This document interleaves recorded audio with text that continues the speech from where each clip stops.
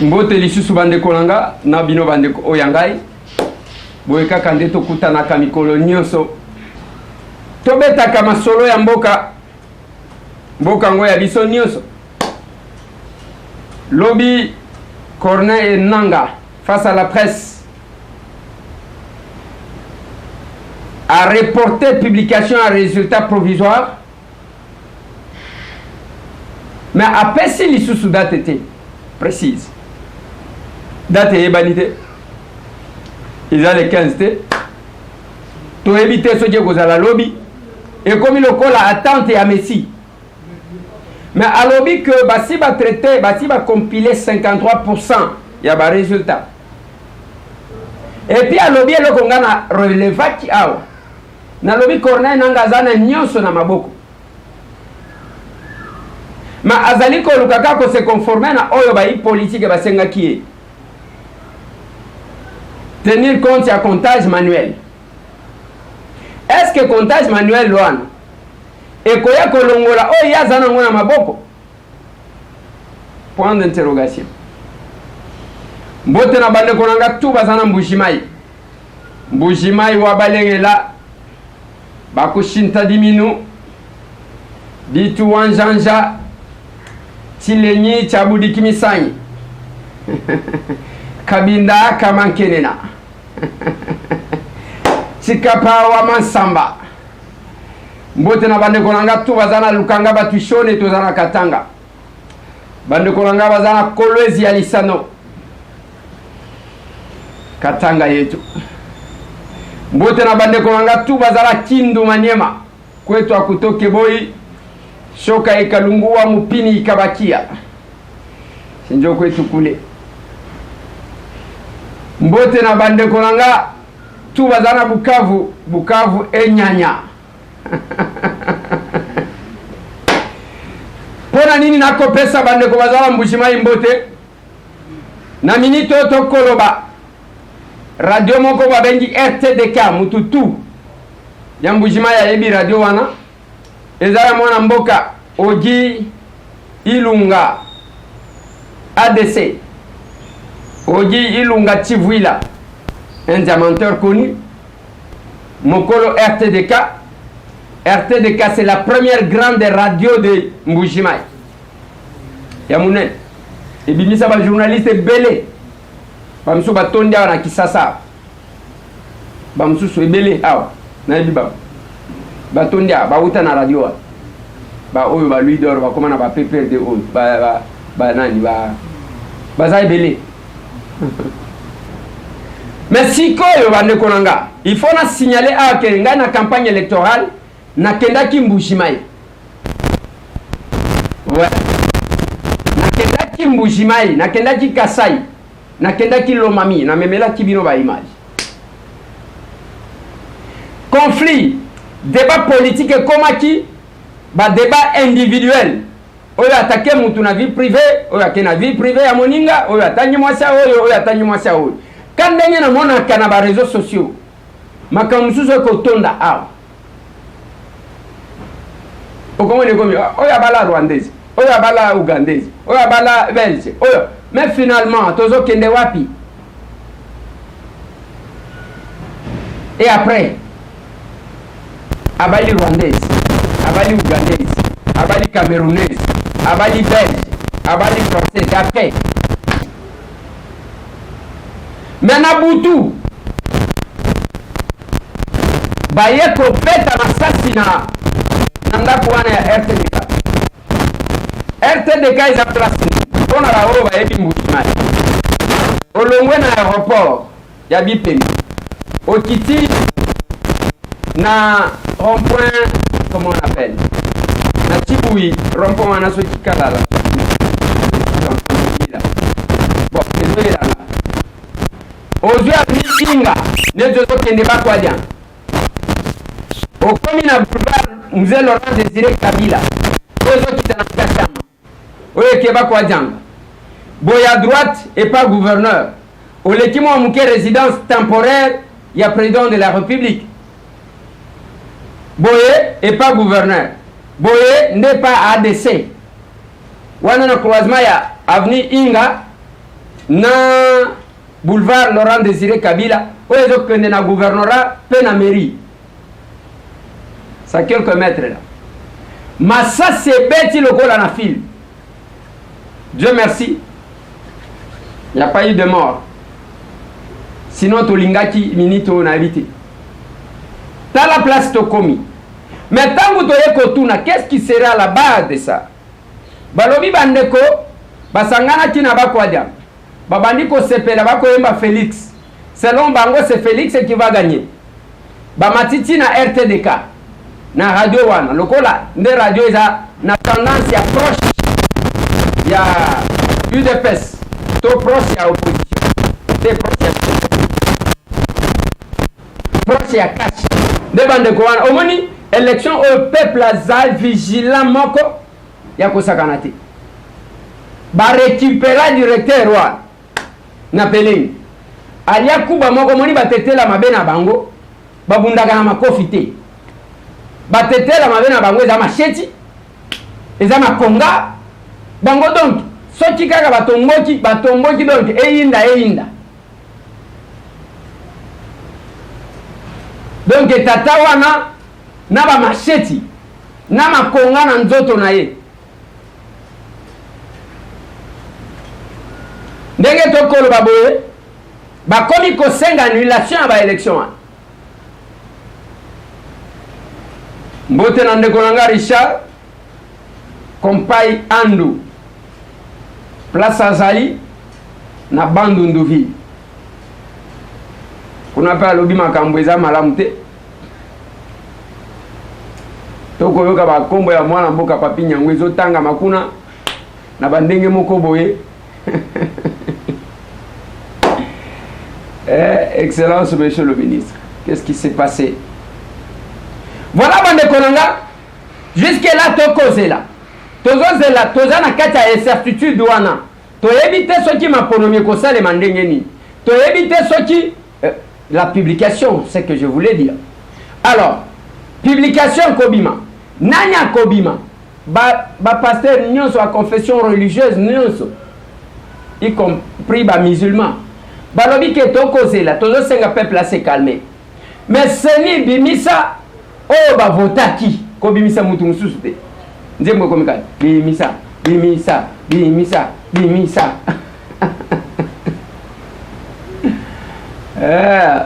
yango batuni Corneille Nanga bo pesa biso tendance à l'obité tete matière est trop sensible moyen ko pesa tendance ezate mais biso to tunaka Corneille Nanga mwana mboka Corneille Nanga est-ce que ko pesa ba élection na char de combat lokola malumalu te bolanda ndenge tutunaka ye nanga zomona ke okoti kosalisa pe ba élection sans que okende kopesa ba résultat na char de combat dekoyeze na kopesa ba résultat na char de combat. Voilà le boulot. Tutunaka parce que toyebi yango pe nazalaki kotuna na lobby 2006 après publication et résultat Massa c'est bêta en pleine ville. 2011 après publication on a eu deux présidents qui ont prêté serment, Etienne Tshisekedi wa Mulumba na Limete, Joseph Kabila Kabange na Oya.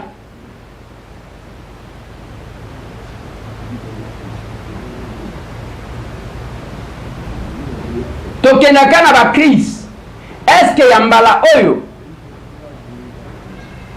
ekoleka malamu na ba tension batu bako sala bensomni et comme ka somba provision tiana ndako parce que comme le gol arrivé à Christ ndenge Corneille Nanga lobeli alobi que date to kopesa te ako surprendre biso un jour na 0h7 minutes bozo zelate pan nene tozo mo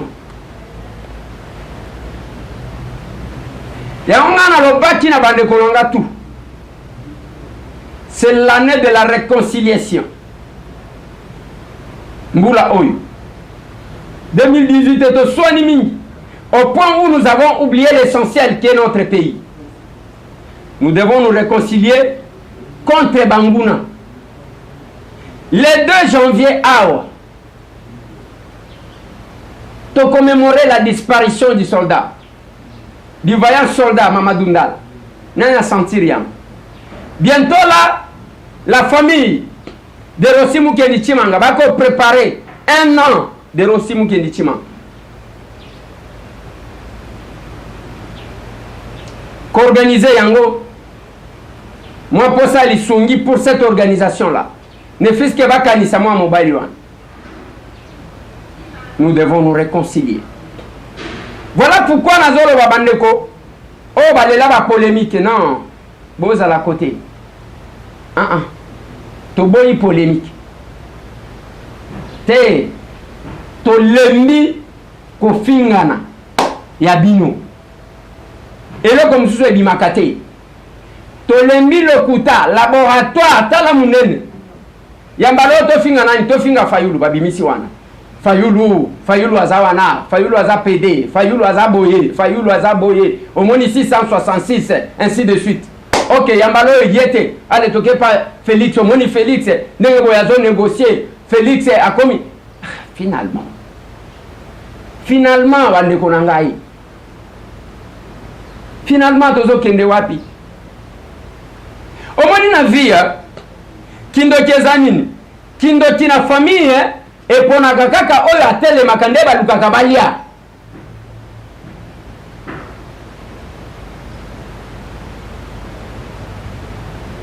Tala même na famille ya Joseph. Bazika Joseph wana bateki kindo kezandengwa. Kindo kelukaka ba valeur ya famille. Yango na lobi na bande konanga ya RDC Monde. Bo simbana. On a travaillé. Félicitations à Bino parce que Moussala ezalaki makasi au bundana oyo kende liboso finalement battaque de tout part. Ça a essayé de secouer. Mais RDC Monde, c'est le moment de la réconciliation et de la reconstitution. RDC Monde. RDC Monde, structure de Sangisi ba congolais. Pona ko sala tant soipé. Et le komoko politique était nakati. Politique est nakati à RDC Monde. Batutu. Nyonso Congolais za Libanda. Nyonso Congolais za nakati. Nyonso Congolais yebi kaza Congolais. C'est $10 na yo par mois na compte ya RDC Monde. Ce n'est pas de la mer à boire ça. $10. Mbongo wana za mama Pauline Lumumba te. Azata na accès kunate yaka okenebo ya bimisi monte. Naloba kanabina za compte verrouillé sécurisant. Compte ya RDC Monde. Yango moni batak et bimaka ba lokuta si bakangi yango ba si banile yango ba tubake 500. Yoga. Ba tubake 500 na Genève. Ba sengi na la police benga ki bango bakani na lobi finalement Jésus poussana te Jésus poussana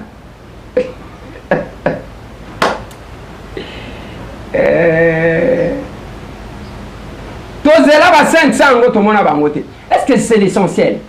Parce que de ce monde ce n'est pas monsieur Tambo. Keza eloko ya Tambo non. Tambo a sorti une idée. Il y a eu une femme na Suisse. Onga Tambo na mona yebo ete. Na yeko mona yeka na ba photo pe na ba vidéo tango yeko bima mama Pauline Lumumba. Alobi eloko ezalaki na mutu. Ba communauté nyonso ba s'organisaka pona ko répondre na ba besoin moko boy na mboka na bango. Zaki kozela yango. Azui eloko wana. Tango azui yango tokei malembe. Yo na kati. Mama Pauline na kati. Ngai na kati. Biso nyonso na kati. Oyo yena mwa idée. Oyo yena. Mais mbongo eleka. Eza $10 wana. Makanisi ezala kaka te ya koloba. Te mbongo. Yango wana RDC Monde. mais tant que bazalaki commenter ba compte prêt à porter awana kisasa na loba na bino komona ba compte ndenge kobi. Comment ça va sortir que c'est multiplié dans la diaspora? Quelque temps après, pas.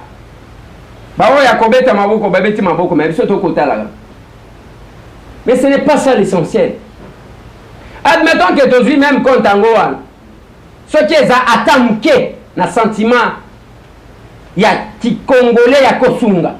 Ce qui a l'idée, il y a Mouké. Attends, ce qui va avoir Pesa Tchango, Bakoti Kozonga Bat.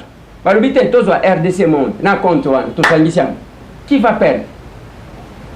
Ce sont les grands diviseurs. Qui va gagner? C'est la RDC qui va gagner. Je pense pour ça à biso zawa. Bote na bande kolanga tout ya diaspora. Ceux qui vont komona tokomi ko ya ba kimanseka na banzete to mataka. Pona koluka ndenge nini akotiela bino ata mwa élément. C'est parce que to lingaka bino makasi, to sepelaka na bino, to yebike bo soutenaka pe biso. Bote na bino tout. Ce qui nzamba sungi tokomona na kaka. Tokoya ba poto ngwa. Parce que moi mikolo e umeli ba kokoso kamata weka ndani asitoke pale. Mais nous attendons. Nous attendons. Tokoya mbote na bande ko tout bisika boali. Voilà bande konanga. Et dans nous vivons dans cette incertitude et je suis sûr que Tokola Mugakaka un jour qui va publier qui va résultat 0 heure. Et si. Parce qu'il n'y a pas de date précise pour le moment. Date exacte. Date exacte. Tozo zela mais ba tendance tozanango. Problème est à côté de la chaîne, la bécho l'été, ce n'est pas la solution. La bécho, la lobby boui. Toyebi n'a gagné, selon le rapport et l'observateur Batindaki. N'a pas lobby, vu les autres représentés qu'à 20%, ok, Bamboka les autres représentés 80%. Mais Nana Ebisio qui n'a Bamboka, on a vu ça, tozala quitté. Nana Ebisio. N'est-ce pas Kisasa? Okoyoka kake te na moamba mutu boya beti yende mtu zali boso contenu ba PV pourquoi on affiche boye pa na funa mutu boenda beti yende mtu azali boso na changu mutu boenda beti yenda azali boso na lukunga debu lukunga debu ozoyoka bazolo bakaka ata place bavandi bazolo bakaka te mutu boenda beti yende mutu azali boso donc eza sur base ya ba PV ndenge tozolo baboye mutu nyonso azaka ngai na gagner ok problème ezate et puis ozolo mutu bon ngai naza déjà na ba 4000 voix ngai naza na ba 300 isiko tango zotala ba PV mususu mutu ngozo mitu na kotisa 300 voix tote mbote na bino bandeko tout bo soutenir Kibiso pendant la campagne électorale parce que na esa Kibino ketoko bunda na institution. Grâce à vous, on a tenu. Nous attendons la CENI, l'organe habilité. Oh yani parce que ba komi ko bata na sima yelo komoko. Likambwa sei, mais nazo mituna boy, nazo tuna bino boy. Tangu bozolo bela makambwa sei wana. Bokanisi que nous sommes présentés en indépendant. Ndenge ndambu bozuana biso pe dozwi ndambu te bozo batama na sima sai pona vous n'êtes pas la CENI laissons la CENI faire son travail botika biloko wana parce que ndenge tokolo même na provincial pas je kokwa beta ki boye eza lisolo ezobeta mutu nyonso azobeta ya ye moko tango abimia lobi ngate tambo mutu na lobi ok wana kala muta lukula sabeta kibo ezali solo ezobetanga ye moko mutu abetaki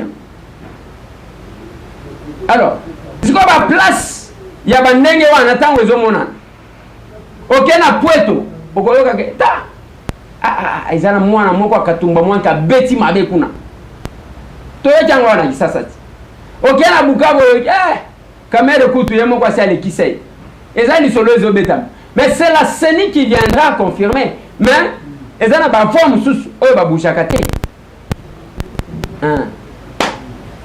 merci na bande konanga tout ce que mundi muto bandi ko verser na ba biloko wana eza mabe tala na yumbi bato bazo kufa pona nini kamwa eloko ali muke bato ya place moko ba bomani mais bino bako ya komemela biso biloko ya ba considération tribal dès ko yoki muto akoti na biloko wana seka suki et na lobaka na bino une chose ce que komika ke sika oyiga baba niko tuna ozamuto ekolo nini keba ce que linga tolia telemakeni po ce que binye ekolo bazala ci kozela te bakozwa ndenge nini muto ngo wana zotuna yo ekolo nini pona nini azotuna yo likolo nzete ezaka mwa pasi bando telemaki likolo nzete nalingi nakita soki bakati yango te tokomona na lisusu kala mingi te parce que ezandengwa merci tomonani c'est quelques minutes d'information d'actualité oyo tokopesa tomonani